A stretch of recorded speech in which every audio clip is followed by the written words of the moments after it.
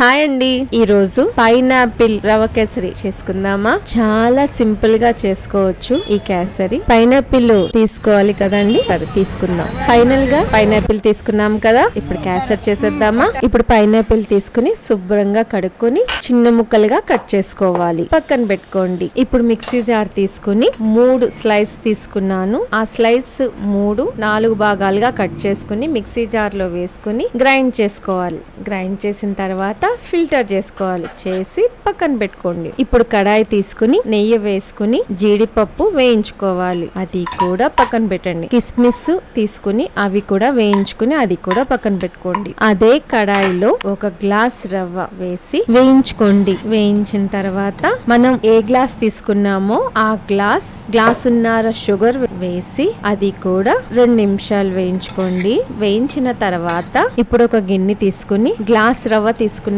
కదండి, అదే గ్లాస్ తో 2 గ్లాసుల నీళ్లు దాంట్లో పోసి మరిగించుకోవాలి. మరిగిన తర్వాత మనం రవ్వ పంచదార వేయించుకున్నాం కదండి, ఇప్పుడు మరిగిన నీళ్లు దాంట్లో పోయాలి, కలుపుకోవాలి. ఇప్పుడు మనం ఏ గ్లాస్ తో రవ్వ తీసుకున్నామో అదే గ్లాస్ లో పైనాపిల్ జ్యూస్ పోసి కలుపుకోవాలి. కలిపిన తర్వాత ఇప్పుడు దగ్గరకు వచ్చేంత వరకు ఉడికించుకోవాలి. ఇప్పుడు ఉడికించాం కదండి, ఇప్పుడు పైనాపిల్ ముక్కలు వేసుకోవాలి. జీడిపప్పు కిస్మిస్ వేసుకోవాలి, చెర్రీస్ వేసుకోవాలి. వేసుకున్న తర్వాత యాలకులు కూడా పౌడర్ వేసుకోవాలి. వేసుకున్న తర్వాత కలుపుకోవాలి. కలిపిన తర్వాత 1 స్పూన్ నెయ్యి వేసుకుని స్టవ్ ఆఫ్ చేసేయండి. పైనాపిల్ రవ కేసరి అదర్స్ చాలా బాగుంటది. ఒకసారి మీరు కూడా ట్రై చేసి ఎలా ఉందో చెప్పండి. Thank you.